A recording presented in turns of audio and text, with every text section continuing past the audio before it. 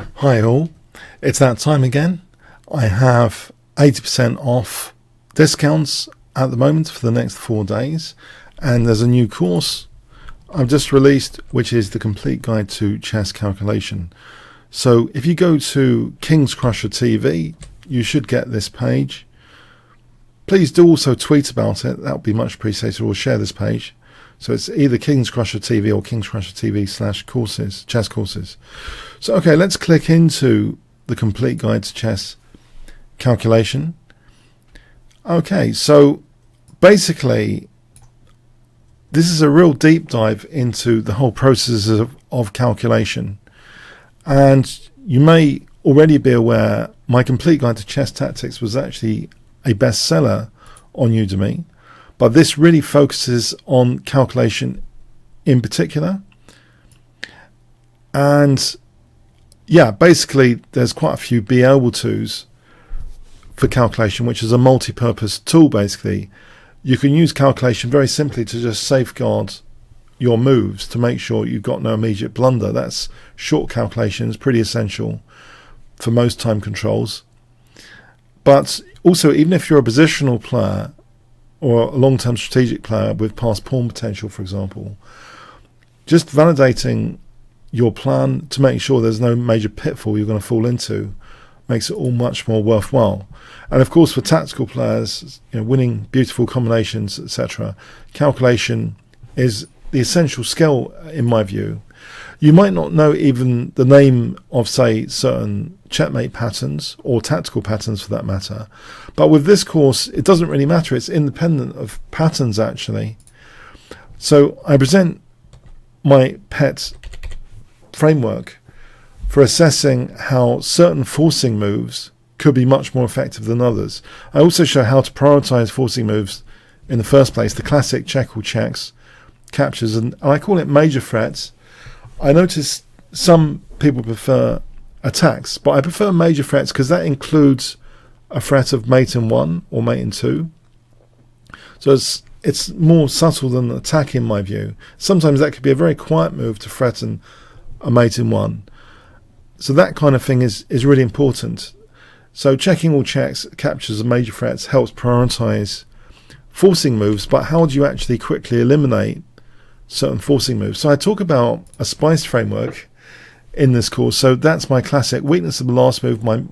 Has been my long-term favorite kind of spice: killer common squares, liberational spice, and I add another 2 here, which I thought of for quite some time.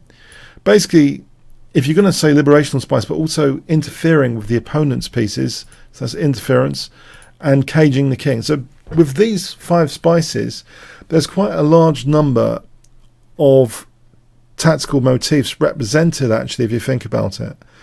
For example, deflection, removing the defender, interrupting the defender. There's quite a lot of key tactical ideas within calculations which will help you actually determine how promising a certain forcing move is. Of course, it has to be exploitable. There's no point having a weakness of the last move, but you can't exploit it. Maybe there's no rook there to exploit that. Or you've liberated an H file, but you've got no rook to switch to the H file. So I talk about exploitability, of course, as well, of these spices. So there's a spice framework which I really go to town with in the introduction videos. And I also talk more broadly. The introduction lectures are actually, when I talk more broadly about calculation, it actually ends up being 5 hours 47, just the introduction videos. So I talk about how calculations, to be rewarding, sometimes we get a bit overcarried away with puzzle practice, when in real games you actually have to build up the advantages first. So quite often puzzles reflect advantages of, say, +4 or +5 or more, but in a real game you actually have to work to get that advantage in the first place. It's like Alexander Alekhine. Some players have said, I can play Alekhine's combinations, but I couldn't get the position that he got. So yeah, you've got to, in a real game, you've got to actually get those positions.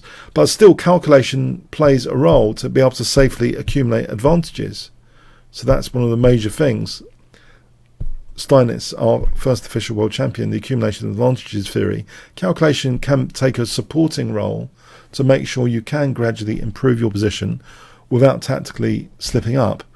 So I talk about, practicing superior positions, understanding, time controls. Don't get carried away on the much faster time controls trying to calculate, because a lot of that quite often is intuition. So also recognizing blunder awareness potential. So you might be tie-breaking move A from move B, because it might be B might be trickier for the opponent. There might be more things they could fall into. I'm not talking about traps compromising our position. I'm talking about just potential pitfalls which don't actually compromise our position, ideally. Could be in variation B, so that might take priority. So I talk about that, which echoes Emanuel Lasker, chess as a fight. So not always assuming the best possible moves for both sides, and trying to make things uncomfortable for the opponent so that they can, blunder and give you a big advantage maybe instantly. So rewarding calculations, refuting the opponent's calculations. Sometimes you have to out-calculate opponents. Safer positional play. Learning missing ingredients from unrewarding calculations. So we can actually learn from even what seems to be a terrible move or a terrible variation. We can actually say, well, what if we switch the move order? What if the checks were from different locations? We can actually find out the missing ingredients and kind of reverse engineer or change the candidate moves to make sure we get those missing ingredients. So I feel in that way calculation is very creative. The perils of the horizon effect, where you can't see beyond a certain horizon, so you have to kind of evaluate as strongly as you can the long-term effects. And I talk about things like pawn moves being irreversible. If you say win a pawn but give the opponent counterplay, the long-term effects of your calculations could be such that it's not actually worth it, being, say, materialistic, as example. I talk about, when to stop calculating a particular move, especially when things get quiet, when there's no major forcing moves available. And then that's a great time to evaluate position. I talk about the pros and cons of forcing moves in general. And, sometimes they can be just anti-positional. Basically, it's like playing anti-positioning, in effect. You've got to be careful. It's a double-edged sword to be involved too obsessively with forcing moves, which maybe a lot of players, when they do puzzle training, maybe in real games, they're a bit too forcing. So I wanted to warn about that issue and some other issues related to calculation, which are kind of common pitfalls I believe players fall into. Okay, so then there's a load of exercises. So levels 1, 3, 4, 5 exercises. So there's lots of exercises in here. And each exercise has a nice caption and an ID reference. If you did want to check it out in the PGN, I give in the course as well. There's a PGN download towards the end. I'll just go to that section where there's a PGN download, and there's some conclusions drawn. Okay, so I really enjoyed this course. I think this is a core skill course, basically. So the thing is about chess courses, if you're looking to really improve the game, I think it's good to get the kind of core skills as strong as possible before trying to learn deep opening theory, because sometimes that opening theory might not turn up. So the bigger advantage of learning opening theory might be the principles you would have got, the general principles, guiding principles for a broader range of positions. Sometimes people are not so interested though in the general principles, but this course is definitely a core skill which in my view would help. It turns up basically in every single game, calculation skills. So it's either quite often it's in a support role, safety checking moves. Before we could write down moves and then play the move, but now that's not allowed. So the importance of safety checking moves before playing a move is super important as well as supporting positional play and as well as supporting combinative play if you want to be a tactical combinative player. So I think this is a great course. I hope you do check out the free preview videos. So if you go here and expand all sections, you'll see that there's a preview video there, for example, and there might be others springing up soon. So there's one, as an example, just to get the gist of what it's like.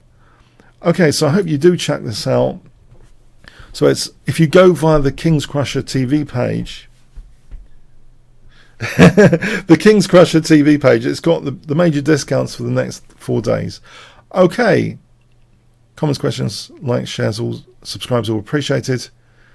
And let me know what you think about this course or other courses maybe, and other courses you might want me to do in the future. Okay. Thanks very much.